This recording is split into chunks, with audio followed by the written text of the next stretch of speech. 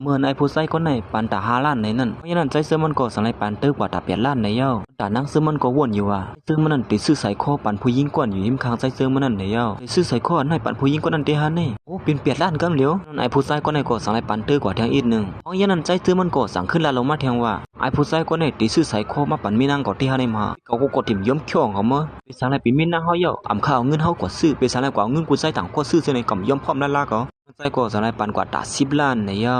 แต่ผู้หญิงก่อนอยู่หิมคางใจเจอมันก็สนว่าโอ้โหสุนัยยมเฮ็ดตอนตาเฮาบ่เป็นตาในหันได้มามันยังเฮ็ดมันตามแม่นางมันเด็มแล้วขิงทางผิดกันอยู่เฮ็ดนั้นนางซื้อมันจังม่วนว่าใจเจอมันนั้นยอมซุ่มเงินนำบ่เป็นตานั้นตอนตาได้ซื้อสายคอปันผู้หญิงเสมอนั่นได้อยู่เป็นแม่นางเขาคนนึงไปสังไรก็ซื้อสายคอปันผู้หญิงต่างก็ซึ่งไหนยันนั้นผู้ชายก่อนอยู่หิมคางนางซื้อมันแหละซื้อมันก็ต้ากันคืนกามันอยู่เฮ็ดนั่นดิกใจเจอมันจังรัดอยู่ว่าสู้ฮู้เด้ว่าผู้ชายก่อนอยู่หิมคางซึ่งนั้นมีเงินนำมอกะเฮมาต้ากันดังเฮาไหนแน่ผู้ชายก่อนในก็สังรัดตินางซื้อมันว่าเฮาด้วยเขาได้ใครต้ากันดังเฮาเต้แน่เฮาได้ปันตา80 ล้านใจเจอมันจังได้ปันเตื้อกว่าแทงปากล้านในเย้าคนขายสายคนนั้นก็จังนั้นโอ้ผู้ชายคนนี้เอาเงินสตาร์ปากล้านซื้อบันผู้หญิงก่อนเขาฮักผู้หญิงก่อนอยู่หิมคางเขาได้เลยว่ากรรมดีเต้นี่ยิงก่อนในก็สัมปสมเปิดทาเปิดอยู่ย่องก็ยันไอ้ผู้ชายคนนั้นจังนัดขึ้นมาปาก20 ล้านในอยู่เสื้อมันก่อมเขี้ยวทางไรปันตื้อขึ้นมาแทง2 ปากล้านในเย้าผู้ชายคนนั้นตื้ออังติเคียงแทงอยู่นั่นก้อยหนังเก่านั่งเสื้อมันจังเลยให้หามไว้ว่าย่ามันละสายข้อให้เตรียมสังมีกระขันปากล้านก้อยอย่าไปกว่าขี้เคียงส้มเขาอยู่เย้าละไอ้ผู้ชายคนนั้นก็จังนั้นว่าอำไรล้านละที่ปล่อยเขาจะผู้สู้ซื้อใส่ข้อจังในกว่าปันผู้หญิงต่างก้นนี่นะ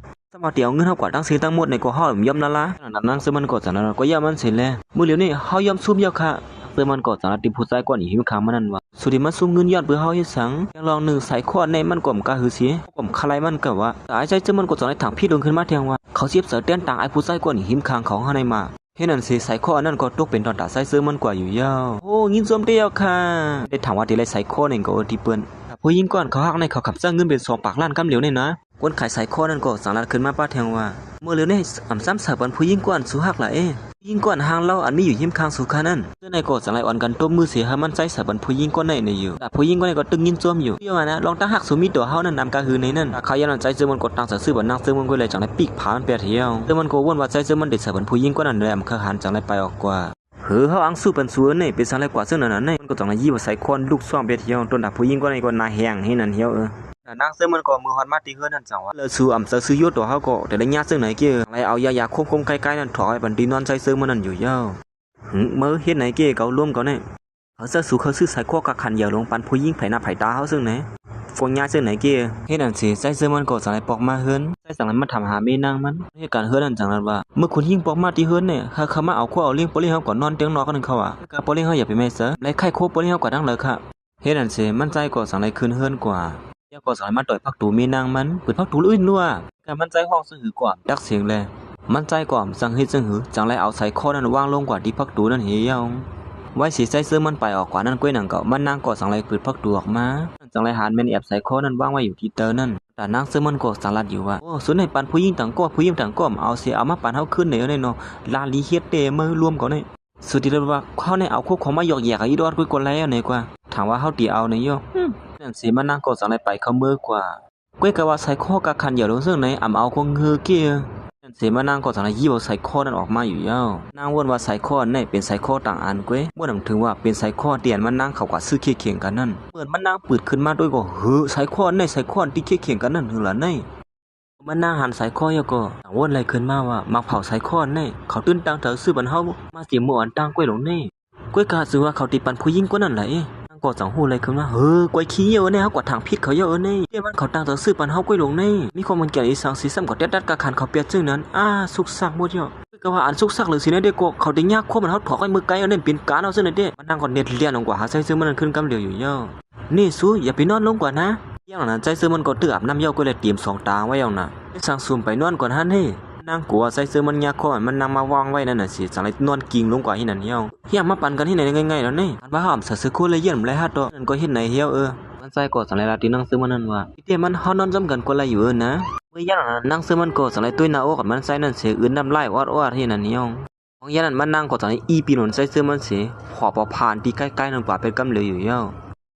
มานอนเจอไหนยาวซ้ำลูกซ้อมเป็ดขึ้นหล่ะเนี่ยอีสังหล่ะนั่นมาเอาเนี่ยเธอคู่เลี้ยนซ้อมกำเหลียวก็จะไล่เลยมันนางก่อนเน้นมากินยาเกี่ยครบนั่นกำเหลียวอยู่ยาวกินหมดกว่ายานั่นไงกำได้มันเป็นการนี่นะเพิ่มกินแท้ซ้ำสังก็เฮกลางไหลกว่าอีดอดแท้หลังนั้นก็หนังเก่าใจเสื้อมันก็สั่งไหลมาห้องมันนาง นี่สูเมื่อกลางวันในฮอตดัมอะไรอุบกันดังสูก่อนนั่นไงสูเฮ็ดอีสังในเมื่อกลางวันเนี่ยก็อยู่ซ้อมผู้ชายต่างก็ซึ่งนั้นมันนางก็สังเกตว่าเพราะสูเขาเปลี่ยนเรียนเฮาก็เฮ็ดกันต่างเวียงเลยก็ว่าผู้หญิงต่างก็ซื้อใส่ข้อกับขันเยอะซึ่งนั้นใส่เสื้อมันก็จังว่าสุแขนเฮาตัวห้อมเลยแขนสูหรอเฮากลัวเฮาเป็นมีหลงก้อนหนึ่งในกัวเปิ้นมัดสร้างว้าวเฮาเนี่ยเพราะว่าเปิ้นฮู้กว่าไหนเปิ้นที่ว่าซื้อหือที่เฮาเลยสิริรู้ในเกียกลางเปิ้นเหี่ยวยันมันใส่ก่อสังรัดแนว่าห้อมเลยกว่าปังป้อยจอมผู้หญิงกว่านั้นตอนเฮาไปเรียนส่วนนั้นเฮาอันเดียวกว่าซื้อใส่ข้อเสียมาซัพพลายในส่วนวางนี่ก็เพราะยันนั้นเฮาซ้ำกว่าหันสู่อยู่จอมผู้ชายต่างก็เป็นแล้วฉะนั้นแต่เจ็บแก่นนั่นหรือว่าหืออีโดสุกให้ฮู้ร้อนเฮาตาเข่งกันนั่งเขานั่นก็ยันปัวเฮาเข้าสู่เข้าเสนอเฮาก็เองนั่นนางเสือมันก็เมื่อเลยยินเจ้านั้นก็สังไรฮู้ป่องขึ้นมาว่าใส่เสื้อมันวนซื้อหือตีเหนือมันนั่งในนั้นย่างนั่นจะก็สังไรเปิดพักตูปันเฮาฮู้ว่าตีเต้มันก็เฮาถามผิดสูกว่าใกล้เลิงแน่แต่มันเฮาถามว่าผู้หญิงคนนั้นตั้งสูงกว่าสำคัญนี่หรอหม้อดำกับไก่สังกันนั่งเขาเฮาดีกว่าสำเขาให้สังล่ะทีนั้นเฮือนเฮาเลยทีนั้นเฮือนเขามืดกันแล้วเขาก็ลาลีลาดกับกะว่ากะเปลี่ยนเก้นั่นเพราะลองว่าเฮาเตนั้นเขาดีเต้นนะเฮือนกันเหี่ยวในมันเพราะยันมันเฮามีจู้เลยเฮาก็เข้าใจเขากำลังเขามื้อเดียวเฮาเต้นนะเฮือนเฮาเข้าใจอะไรก็ไม่ได้สู่สารมาดีๆเนี่ยซึ่งมันก็สังวนอยู่ว่ามันเขาได้แต่มันเกี่ยนมันคืมได้แต่ว่าลองตั้งยืนอันเขาได้แต่หรือว่าหืออีเราเนี่ยลัดแต่ลัดมาก็ที่เปิ้นเหวนั้นคือโกอีสังล่ะเน่เย้าสู่ลูกไปสังแล้วกว่าซ้ำผู้ชายคนนั้นล่ะสังล่ะสุแขน5ดอมันใส่กว่าใส่จอกกอบสบันนางเสื้อมันสิลัดขึ้นมาว่ามีนางเฮาก็อยู่ซ้ำผู้ชายต่างก็พลาเลยว่าเตรียมแขนล่ะก็สุรัตว่าสู่อยู่ที่วันนอกสิอย่างมาไปสังแล้วสู่ฮู้จักผู้ชายคนไหนคนมักมีนั่นล่ะมันนางก่อสังเลยซับแรงในโซผมมันจะเยอะเฮาอยากมาซ้ำกันที่วันนอกนั่นเพราะยามหนังนั้นกูมื้อนี้เขาอยากขึ้นมาแล้วเขาก็สังเลยไข่ออกว่าที่วันนอกสิมาอยู่เนเวียงนั่นน่ะตอนเฮาสามเซอกันนั่งเขานั่นได้ก่อนเฮาอยากมาซ้ำกันในขณะนึงก้วยสู่บนน้ำหนาลาดหรือมั้งลองนึงอันเขาซื้อใส่ข้ออันนี่มันดาเป็นโคตรตอนเฮาเตะไปปังแขกในวันนั้นตอนเขาขี้เขียงกันนั่งสู่นั่นก็อำเขาสู่ใส่ข้ออันในเสียปานผู้หญิงต่างก็นั่นเก้สู่เขาก็จึงนั้นฮะไอ้เจ้ามันก็สังลาลงขึ้นมาว่าสู่จะได้เปลี่ยนตอนตาเฮาก็เลยไว้ตอนตาเผาได้ตื้มเลยลากินน่ะด้วยข้อกำลาเขาได้แต่เหมือนห้ามมันคืมเตลงนี่เคยนั่นเลยฮักไว้เต่งก็ซึ่งมันก็ลาอยู่ที่นั่นเจอมันจึงนั้นเมื่อเฮาสองก็ป่องเสนอกันเนี่ยก็เฮาก็กับป่องกันเฮียอะไรบ่ไหนก็ให้ไหนเฮียเฮาไอ้เจ้ามันก็สังไรขวามันนั่งมาที่เหนือกูนั่นเสอันติคึงการมันอยู่อย่างน่ะที่เปิ้นสุดที่เฮ็ดอีสังล่ะนี่เฮ็ดจำหนังผมมีเขาเฮ็ดกันนั่นน่ะสุจังที่ทำนำอีสังเฮ็ดนั่นเสเขาตั้งสองก็เฮ็ดจังหนังวางเหี่ยวเหี่หากับฮู้นั่นจังนั้นนั่งเจอมันก็จังไรอีปันใจเจอมันปีนตาหายแล้วก็เฮ้ยซุ่มเลยถูกเขียวอยู่ในทางเต้ไอเหมียนแก้มแก่ล่ะวะเฮ็ดนั่นสิมานั่งก็จังไรลูกเรียนแบบเหี่ยวอีสังในอย่ารวมแก่ในมาเจอมันก็สังนั้นอยู่ว่าเมื่อสู่หิมค้างเฮาเฮ็ดถ้าสู่เลยจะเฮาอะไรนะเฮว่านั้นมันว่าแต่ตอนนั่งเจอมันเรียนมานั่นได้ก็ย้อนปูมันยากคมเลยส่วนมันก็หนาถือไว้นั่นเหี่ยวซ้ำซะย้อนไปควบลงซื้อได้แดงคำขึ้นในเฮาเลยนอนเกี่ยวว่าในเกาไหลหินั่นเหี่ยว